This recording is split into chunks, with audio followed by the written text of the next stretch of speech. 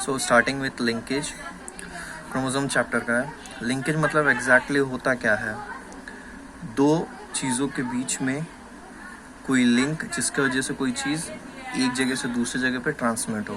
अब वो चीज़ की बात कर रहे हैं हम लोग यहाँ पे, वो जीन्स है।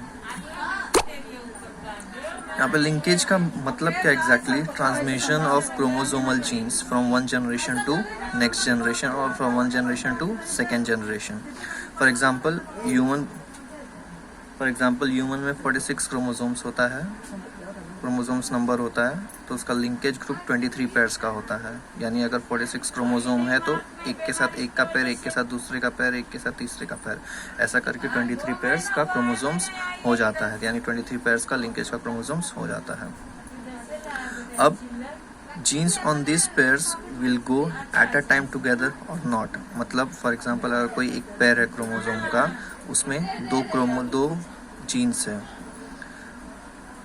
तो ये दो जीन्स एक जनरेशन से दूसरे जनरेशन में साथ में जाएंगे। या फिर कोई एक पैर है क्रोमोसोम्स का, तो दोनों क्रोमोसोम्स साथ में नेक्स्ट जनरेशन में जाएंगे या नहीं जाएंगे, ये डिटरमाइन करता है कंप्लीट या इनकम्प्लीट लिंकेज।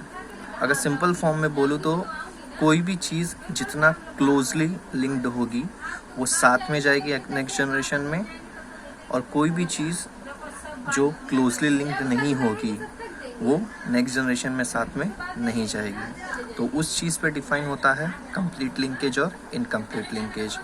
अब यहाँ पे क्या नेक्स्ट जनरेशन में जाने की बात हो रही है, वो जीन्स की बात हो रही है।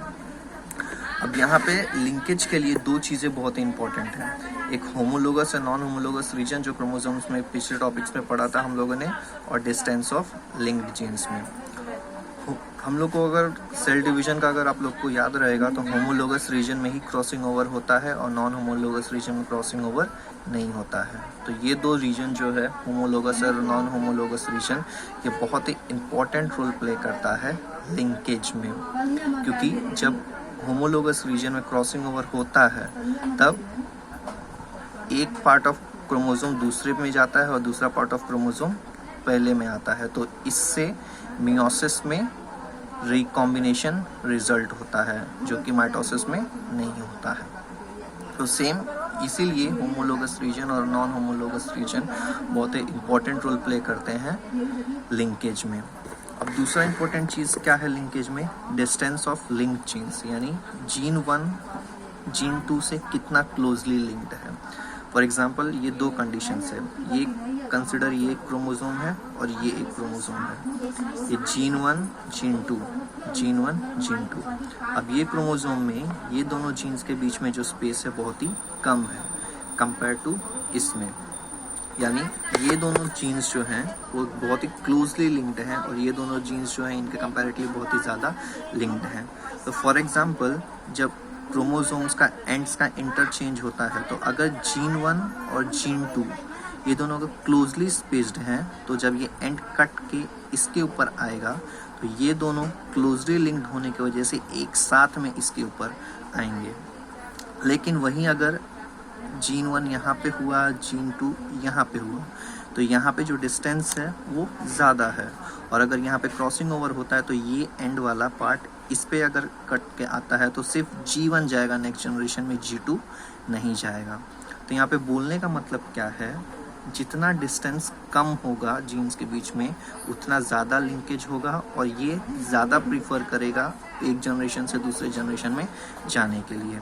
तो जब कभी भी क्रॉसिंग ओवर हो और एक जीन्स का पेयर साथ में जाए एक जनरेशन से दूसरे जनरेशन में, तो उसको हम लोग कंप्लीट लिंकेज बोलते हैं।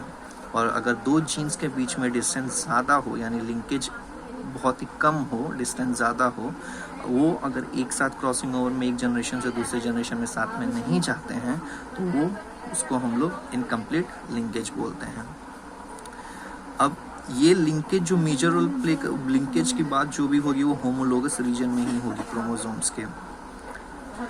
कंप्लीट लिंकेज का मतलब genes go together from one generation to second generation, और इनकम्प्लीट लिंकेज का मतलब नो टुगेदर ट्रांसमिशन, यानी जीन्स का G1 अलग जाएगा, G2 अलग जाएगा क्रॉसिंग ओवर के बाद में। अब जो जीन्स अटैच होते हैं XY क्रोमोसोम को, एक्स या एक्स होगा तो फीमेल, XY होगा तो मेल।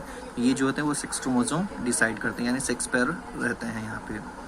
अब जो जीन्स एक सेक्स क्रोमोसोम से अटैच्ड होंगे और लिंकेज के थ्रू या फिर क्रॉसिंग ओवर के थ्रू एक जनरेशन में दूसरे जनरेशन में जाएंगे, वो प्रोसेस या उस फेनोमेनन को हम लोग लिंकेज या सेक्स लिंक इनहेरिटेंस बोलेंगे। अब एक बात सिंपली क्लियर है, अगर दो जीन्स साथ में जाएंगे नेक्स्ट जनरेशन में तो वो कंप्लीट लिंकेज में आएगा। दो जीन्स साथ में नहीं जाएंगे एक से नेक्स्ट सेकेंड जनरेशन में तो वो इनकम्प्लीट लिंकेज में आएगा। अब वही जीन्स एक्स क्रोमोसोम्स को अटैच्ड हैं और वही जीन्स वाई क्रोमोसोम्स को अटैच्ड हैं। तो अब ये उन जीन्स का ट्रांसमिशन जब एक्स और वाई क्रोमोसोम्स के थ्रू एक जनरेशन से दूसरे जनरेशन में होगा, तब उसको हम लोग सेक्स लिंकेज या सेक्स लिंक इनहेरिटेंस बोलेंगे। यानी वो जीन्स ये क्रोमोसोम से अटैच्ड होके एक जनरेशन से दूसरे जनरेशन में जा रहे हैं, जिसको हम लोग सेक्स लिंक इनहेरिटेंस बोलेंगे। अब उसके ऊपर भी सेक्स लिंकेज या सेक्स लिंक इनहेरिटेंस में दो टाइप्स है, इनकम्प्लीट सेक्स लिंकेज और कंप्लीट सेक्स लिंकेज। अब यहाँ पे बात क्या है, इन सब कंप्लीट सेक्स लिंकेज में genes on homologous region of sex chromosome और कंप्लीट सेक्स लिंकेज में genes on non homologous region of sex chromosome. यानी कंप्लीट सेक्स लिंकेज में genes on non homologous region of chromosomes में उनमें तो होगा नहीं, और इनकम्प्लीट सेक्स लिंकेज में genes on homologous region of sex chromosome, ये होमोलोगस रीजन है इसीलिए यहाँ पे क्रॉसिंग ओवर होगा और क्रोमोसोम्स एक जनरेशन से दूसरे जनरेशन में जाएंगे। तो ये था कम्प्लीटली लिंकेज और सेक्स लिंक इनहेरिटेंस या सेक्स लिंकेज के बारे में।